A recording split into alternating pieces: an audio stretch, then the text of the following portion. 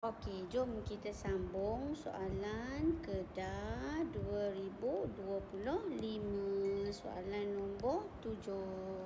Okey, dia kata rajah 7.1 menunjukkan struktur zarah sebatian Z. So struktur zarah ni kita nampak ada charge, ada negatif, ada positif. Okey.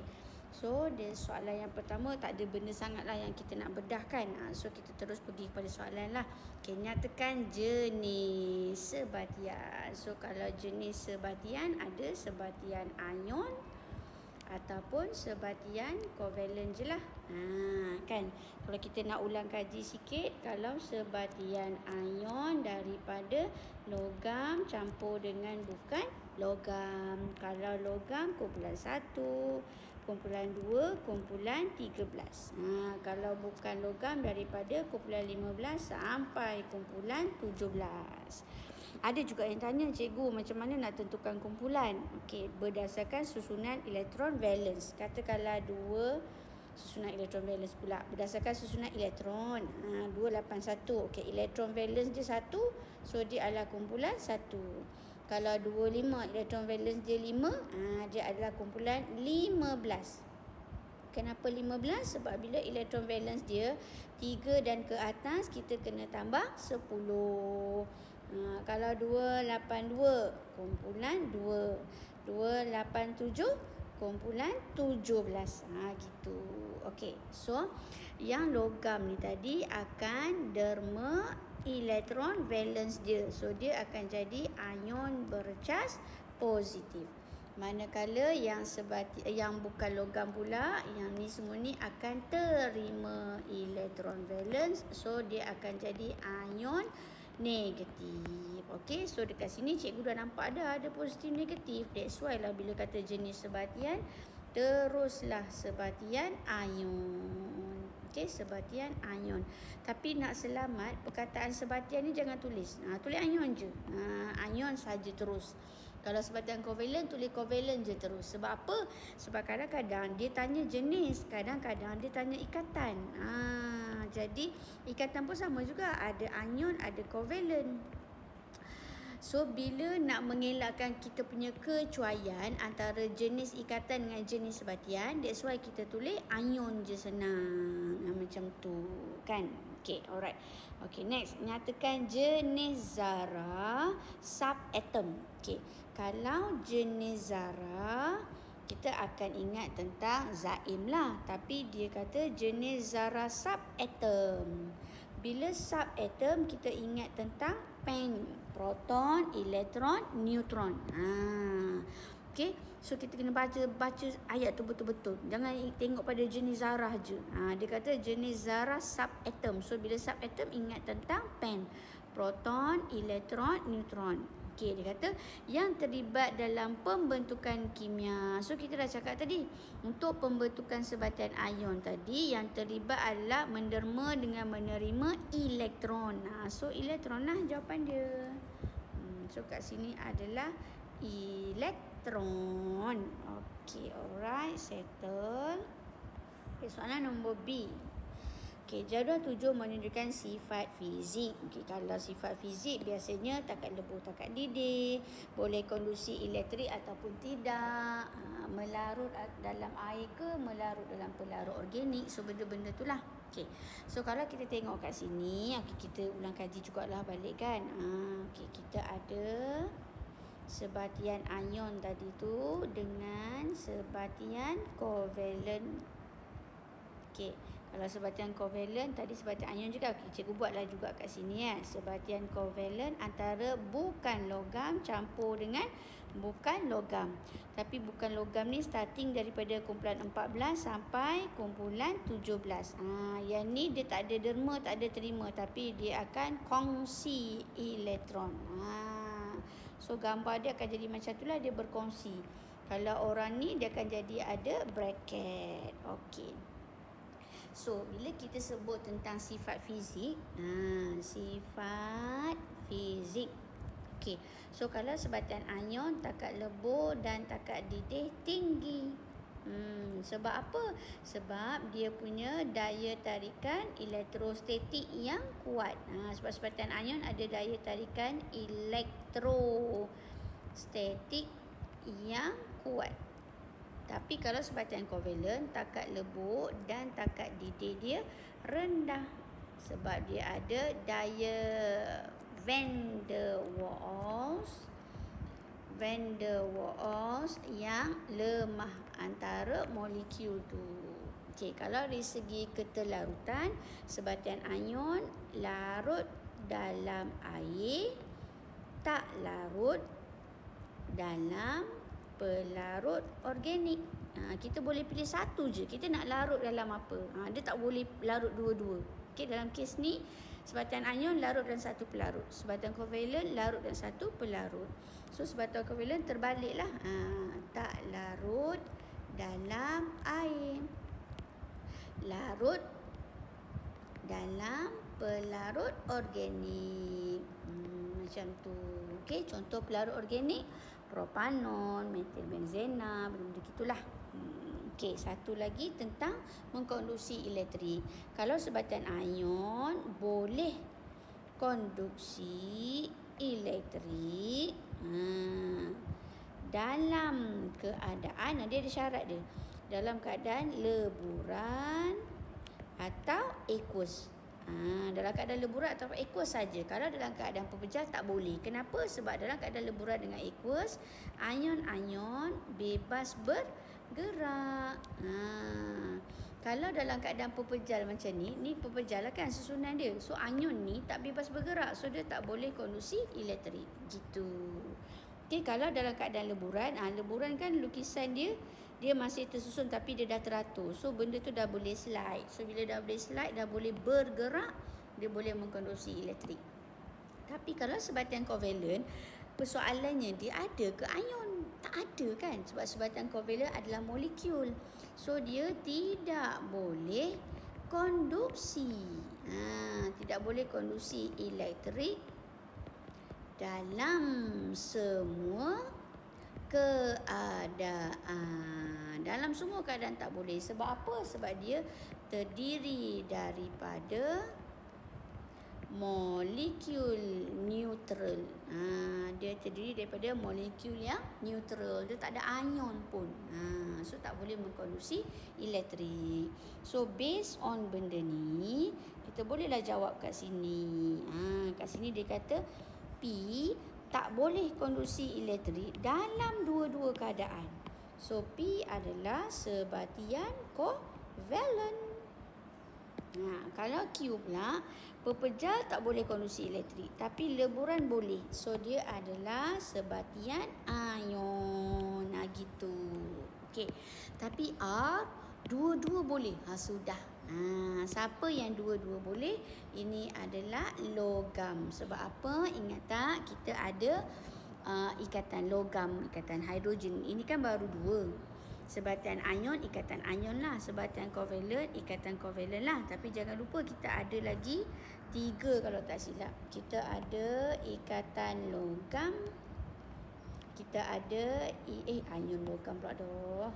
Kita ada ikatan logam. Kita ada ikatan hidrogen. Benda tu lah. Dengan ikatan datif. Ikatan logam ni apa? Ikatan logam ni, logam dia nak menderma elektron. Contohlah magnesium kan, 282. Dia ada 2 elektron valen. Dia nak dermakan. Tapi tak ada pihak yang menerima. Kalau sebatian ion ni tadi, ada pihak yang menderma, ada pihak yang menerima. Tapi kalau logam ni tadi, ikatan logam, logam nak menderma elektron. Tapi tak ada pihak yang nak menerima elektron tu. Tak ada pihak yang nak menerima. So elektron-elektron ini dinyah setempatkan membentuk lautan elektron. Ingat tak? Dinyah setempatkan membentuk lautan elektron. So lautan elektron bergerak dari terminal negatif ke terminal positif. Di situlah ikatan logam boleh menghasilkan arus elektrik. Kalau ikatan hidrogen pula, hidrogen. Hidrogen membentuk ikatan hidrogen dengan unsur fon. So ikatan hidrogen apabila hidrogen membentuk ikatan dengan salah satu fon ni tadi, unsur yang lebih elektronegatif. Gitu. So itu adalah ikatan hidrogen. Naklah cikgu lukis betul. H2O. Contohlah kan H2O dengan H2O. Sekejap cikgu bagi yang sinonim dengan kita selalu dia bagi C3H7OH. Satu lagi dia bagi soalan hari tu C3H6 dengan C3H6. Tapi kalau yang ni macam ni. Jadi kan hidrogen ni dia boleh membentuk ikatan hidrogen dengan dengan O. Sebab bila kata ikatan hidrogen mesti hidrogen dengan fon. So hidrogen kat sini boleh membentuk ikatan hidrogen dengan O ni. Hidrogen ni pula boleh bentuk ikatan hidrogen dengan O ni. Itu kata ikatan hidrogen. Kalau yang macam ni, dia ada hidrogen tapi dia tak boleh nak bentuk ikatan hidrogen tu sebab tak ada unsur fon tu tadi. Fluorine, oksigen ataupun nitrogen. Tak ada. Gitu. Okay. Kalau ikatan datif pula hanya satu unsur yang menyumbang elektron untuk dikongsikan. Contoh macam kita punya silibus selalu amonia kan, H+ dengan NH3 ke. So kita akan dapat ammonium ion. Ini salah satu contoh ikatan datif. Ammonium ion dengan hydroxonium ion. Okay. Ada rasanya soalan sebelum ni. So dalam kes macam ni, nitrogen je. Nitrogen, sekejap cikgu lukis. Cikgu lukis. K plus dengan H plus. So dekat sini, ini adalah ikatan kovalen. Sebab apa? Ada satu pangkal, ada satu bulat. Pangkal ni daripada hidrogen, bulat ni daripada nitrogen. So ini adalah ikatan kovalen sebab dua-dua pihak menyumbang elektron untuk dikongsikan. Okey. Tapi bila amonia bertindak balas dengan hidrogen ion, kita akan dapat ammonium ion. Kita akan dapat okey Allah. Sekejap. Kita akan dapat ni yang asal. Okey, ni yang asal. Ni yang asal. Lepas tu tambahlah H tadi tu. H ni tadi masuk kat sini. So dekat sini asalnya memang ada elektron nitrogen je. So hidrogen ni hanya berkongsi je. Dia tak contribute apa-apa elektron untuk dikongsikan. So benda ni adalah ikatan kovalen. Tapi yang ini adalah ikatan datif. Gitu. Sebab hanya satu unsur yang menyumbang elektron untuk dikongsikan. Cikgu selalu cakap dalam kelas cikgu lah, macam awak lah kan dekat asrama, seorang kawan masak Maggi, habis semua orang datang kongsi makan sama-sama, tapi tak bawa Maggi masing-masing. Cubalah seorang buat Maggi kari, seorang buat Maggi tom yum, lepas tu berkelah ramai-ramai kan. Alright. So ini adalah ikatan logam. Okey, kemudian Raja 7.2 menunjukkan simbol 3 unsur yang berbeza. Okey, kita bedah lagi juga. 6 ni ingat nombor yang kecil ni adalah nombor proton. Okey, dia macam mana tahu? Kalau perwakilan piawai, nombor bawah ni memang nombor proton. Perwakilan piawai lah. Bila awak disuruh buat perwakilan piawai, ingat nombor bawah adalah nombor proton. Yang atas ni adalah nombor nukleon. Okey, tapi suka untuk cikgu ingatkan juga bahawa sebab kadang-kadang soalan tu dia jahat sikit, dia ikut dalam buku teks. Kalau buku bukan, dia ikut dalam jadual berkala. Cuba buat tengok jadual berkala. Kalau jadual berkala dia terbalik tau. Nombor proton ni dekat atas, nombor nukleon tu dekat bawah. So kita hati-hati. Ingat, nombor proton memang dekat bawah untuk perwakilan piawai, tapi nombor proton juga adalah nilai yang kecil. So kalau dia terbalik, contohlah dia buat 6, 12. Maksudnya ni dia dah tak ikut perwakilan piawai lah, dia ikut jadual berkala. So awak ingat nombor yang kecil tu adalah nombor proton. Okey, nombor proton. So daripada nombor proton kita akan buat dia punya susunan elektron. So ini adalah 24, ini adalah 26, ini adalah 28, 2. Okey, kalau 24 kumpulan berapa? 1, 2, 3. Kumpulan 14. Okey, good. Yang ni cikgu cakap seorang-seorang macam orang gila dah ni. Kumpulan 16. Okey, good. Yang ni, this one. Betul. Kumpulan 2. Siapa jawab kumpulan 12 tu? Okey, kumpulan 2. Ingat, bila elektron valence 3 dan ke atas je baru kita tambah 10. Okey. So, dia kata unsur yang manakah merupakan bahan R. So, kita kata R ni tadi adalah logam. So, bila logam, kumpulan 1, 2 dengan 13. So yang ada kumpulan 2 M lah. So jawapannya M.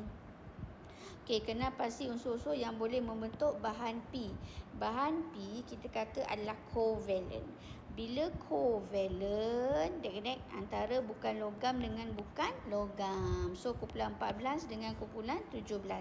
So kumpulan 14 dengan range kita lah tahu. Maksudnya range dia 14 sampai kumpulan 17. So kita boleh ambil K sebab dia kumpulan 14 dengan L sebab dia kumpulan 16. So kita boleh kata K dan L. Macam tu. Faham tak? Korang ni faham pun tak nak tulis kat komen. Cik tulis sikit. Faham cikgu. Faham cikgu. Ni faham yang kelima cikgu. Macam tu. Okay, alright. Next, lukis susunan elektron bagi bahan P. Okey. Bila sebatian kovalent, kita dah tahu tadi kan, bahan P adalah sebatian kovalent. Bila sebatian kovalent, kita akan darab silangkan bilangan elektron yang tak cukup. Cara cikgu lah, cara orang lain-lain. Bilangan elektron yang tak cukup. Okey, so P tadi, untuk membentuk P, cikgu pilih tadi K dengan L. K24, L26 So K24, L26. Okey. Apa yang dimasukkan dengan bilangan elektron yang tak cukup? Bilangan elektron yang tak cukup untuk mencapai susunan elektron oktet. Oktet yang stabil. So 24. Macam mana nak jadi 8? So K perlukan lagi 4. Okey, L kat sini 26. So nak jadi 8 dia perlukan lagi 2 kan? So L adalah 2. Darab silang K2L4. Kemudian kita kecilkan. Nombor yang boleh kita kecilkan lah. So kita akan dapat KL2. So cikgu tahulah lukisan cikgu kena lukis 1K ada 2L. Gitu. Okey. So cikgu lukis K dulu. K ini nukleus dia. Okey, ni petala pertama. Okey, petala pertama untuk K. Lepas tu cikgu nak lukis untuk L. L ada 2. So kiri kanan lah.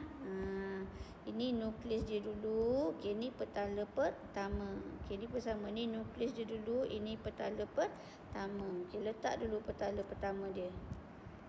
Okey. So kenapa ada 2 petala je? Kenapa ada 1 petala ni? Ini yang pertama ni lah, kita baru lukis yang pertama. Lukisan petala kedua mesti dah berkongsi. So bila berkongsi, alamak tak cantik. No. Dah lebih rapat lah pula. So bila berkongsi, dia dah jadi set macam tu. Tu pun terdekat, tak boleh.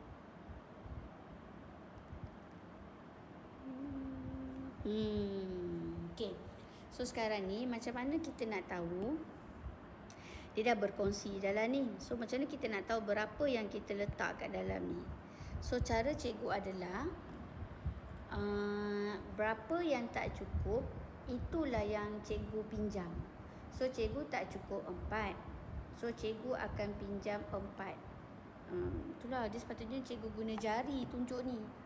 Awak bayangkan cikgu tengah keluarkan jari. Okey, cikgu tak cukup 4. Okey, so cikgu dah keluarkan jari cikgu 4. Lepas tu cikgu bila tak cukup 4, cikgu akan pinjam 4. So cikgu dah keluarkan 4. So total 8 jari cikgu dah keluarkan. So cikgu ada 8 jari tapi cikgu kena bahagi dengan 2 belah pihak. So seorang akan dapat 4. Sabar dulu. 4. 1, 2, 3, 4. 1, 2, 3, 4. Okey. Nak cek betul ke apa yang kita lukis 4, kita cek pula L. L tak cukup 2, so cikgu akan pinjam 2. So total yang cikgu dah keluarkan jari adalah 4. So betul lah, dalam tu ada 4. Cuma yang K tadi, kita tak cukup 4. So kita kena pinjam 4. So total 8. Tapi 8 ni, K ni dia kena bahagi kiri kanan. So yang tu yang dapat 4 seorang. Kalau L tak cukup 2. So dia akan pinjam 2. So cikgu ada 4 jari yang cikgu keluarkan. So betul lah dalam ni ada 4. Okay. So lepas tu kita kena check. Ingat petala mesti paling cukup. Mesti lengkap 8. So ni 4, 8 dah lah. Tapi untuk L tak lengkap lagi. Dia baru ada 4. So kita tambah lagi 2. Baru cukup 8. Sama juga L yang sebelah kanan ni. So ingat berapa yang kita tak cukup, itulah yang kita pinjam. Cara cikgu selalu, berapa yang cikgu tak cukup, cikgu keluarkan jari guna tangan kiri. Berapa yang cikgu pinjam, cikgu akan keluarkan jari tangan kanan. Lepas tu cikgu tengok berapa total jari yang cikgu dah keluarkan. Lepas tu cikgu kena bahagi dengan berapa, kiri kanan ke, kiri kanan atas bawah ke, macam tu lah. Okay. Alright, settle. Okay, hitungkan jisim relatif bahan P. Okay, kita dah ada dah formula dia. Formula dia adalah KL2. KL2. So, nombor nukleon. Yang atas ni nombor besar ni kan nombor nukleon. Nombor nukleon adalah JAR dia. So, K 1 darab dengan 12. 1 darab 12 tambah dengan 2 darab L, 2 darab 16. So 2 darab 16. Okey, tekan kalkulator dapat 44. Okey, boleh? Ada lagi tak? Okey, ada lagi. Raja 73 menunjukkan selai baju yang terkena cat. Cat ni adalah sebatian kovalen. Bila sebatian kovalen, larut ke dalam air? Larut ke? Tak larut kan? So dia adalah larut dalam pelarut organik. So dia akan larut dalam ni lah. So antara dua bahan yang ditunjukkan, yang manakah lebih sesuai? So jawapan kita adalah turpertin. Turpertin. Wajarkan jawapan itu. Kenapa? Sebab cat ialah sebatian kovalen. Sebatian kovalen yang hanya larut dalam pelarut organik. Contohnya turpertin. Contohnya turpertin. Bila dah free ni nak buat video tak ada bateri pula. Macam tu. Okey. Boleh ke? Alright, settle.